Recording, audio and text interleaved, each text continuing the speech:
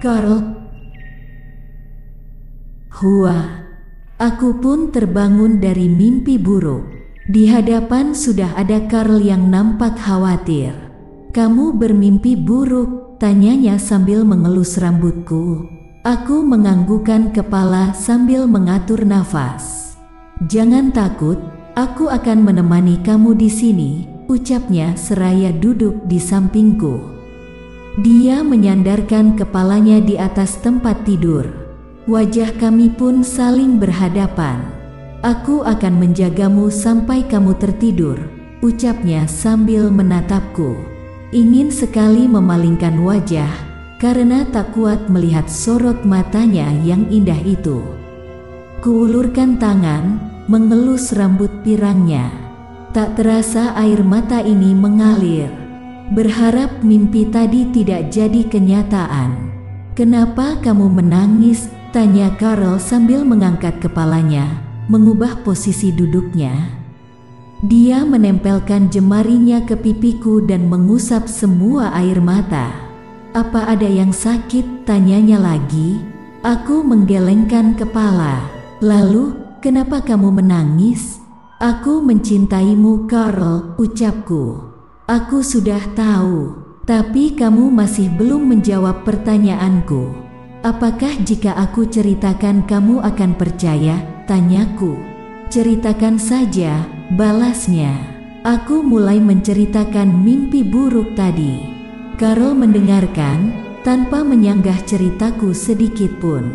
Sudah, tanyanya sesaat setelah aku selesai bercerita. Aku menganggukkan kepala. Sayang, kamu tidak perlu khawatir. Aku di sini akan menjagamu.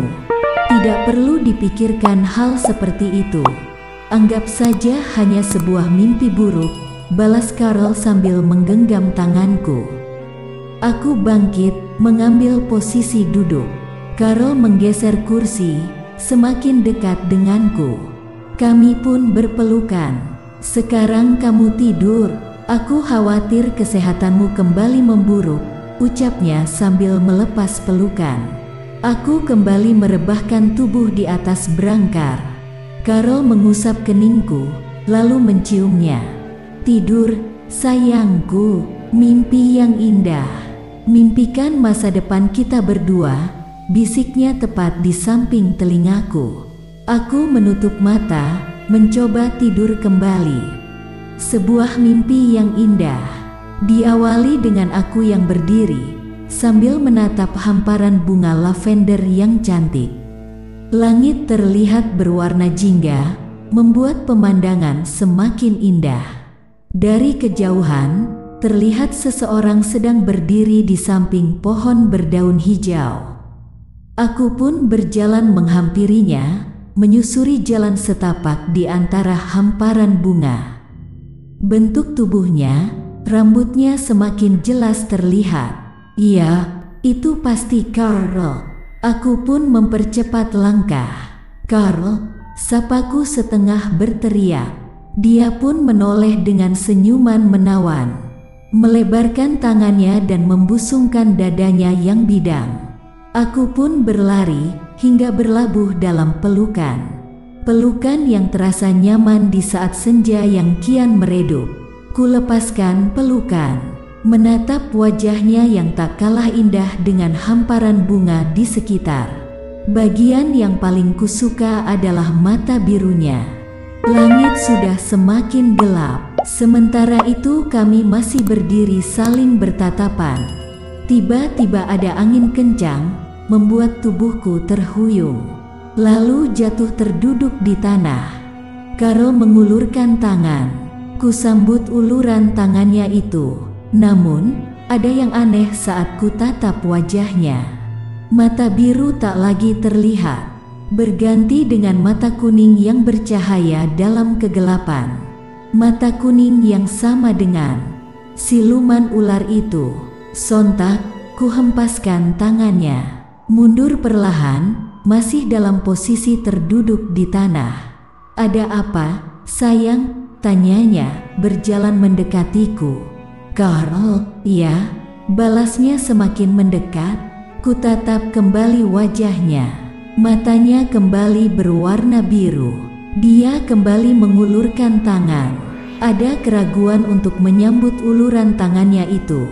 Saat akan memegang tangannya, terlihat ada orang yang berdiri di belakangnya. Seorang wanita berambut panjang dan bermata kuning. Siluman ular itu. Kila, tanya Karl saat aku kembali menjaga jarak. Kila, terdengar suara wanita memanggilku. Aku membuka mata, bangun dari mimpi aneh tadi. Ternyata itu suara Tante Maria yang sudah duduk di sampingku. Udah siang, kamu belum makan, kan? Tanyanya. Emangnya jam berapa, Tan? Udah hampir jam 12. Aku melihat ke arah sofa. Karl tidak ada di sana. Karl kemana, Tan? Tanyaku. Katanya mau urus dokumen buat bawa kamu ke Jerman, balas Tante Maria. Emang harusnya kamu cepet-cepet pulang ke Jerman, Kila. Soalnya, Tante Maria menghentikan ucapannya, lalu mengambil sup di atas meja. Soalnya apa, Tan? Tanyaku penasaran. Kamu makan dulu aja, nanti Tante ceritain. Selesai makan, Tante Maria mulai bercerita. Semalam Mas Indra nelpon, ucap Tante Maria. Dia bilang kalau siluman ular itu sekarang sedang mengincar orang lain, sambungnya. Orang lain? Iya, Mas Indra dapat gambaran kalau orang yang diincernya kali ini laki-laki. Karl, balasku singkat. Dari ciri-ciri yang Mas Indra bilang emang mengarah ke Karl. Semalam juga Kila mimpi aneh. Aku bercerita tentang mimpi tadi malam. Dia ada di belakang Karl. Tan, ngapain? Kila juga enggak tahu. Soalnya udah keburu bangun.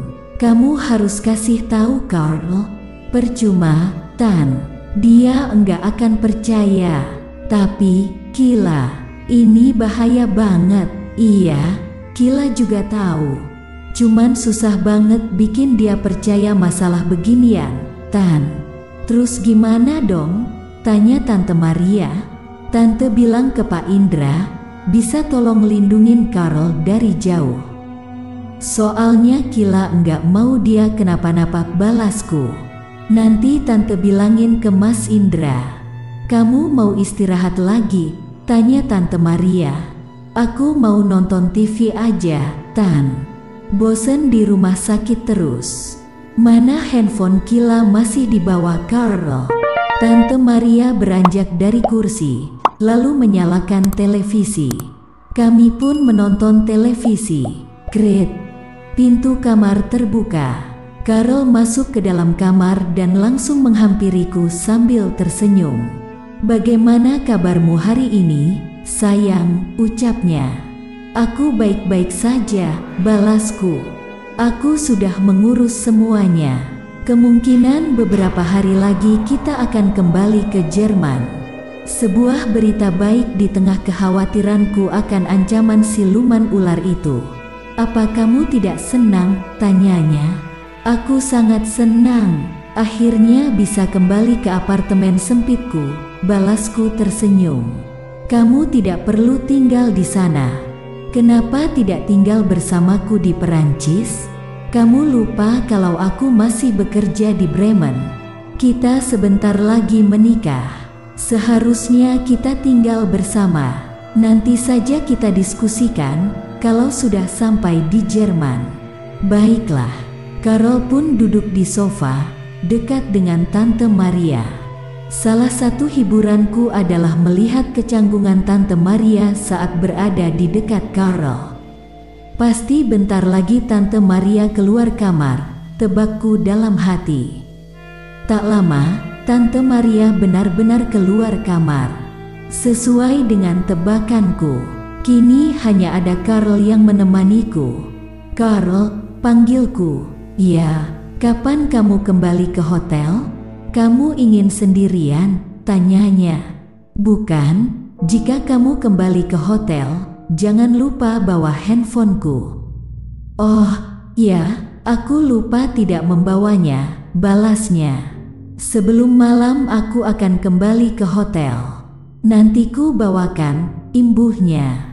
Karl merebahkan tubuhnya ke sofa. Mungkin dia lelah setelah mengurus perizinan untuk membawaku ke Jerman. Tak lama dia pun tertidur pulas. Sedangkan aku hanya menatap wajah tampannya itu. Tak rela bila terjadi sesuatu padanya. Bersambung. Makin menarik dan penasaran dengan cerita selanjutnya kan? Terus pantengin channel Asal Gawe. Jangan lupa like, komen, subscribe, dan bagikan, serta tonton video lainnya. Salam sehat dan sukses untuk semua.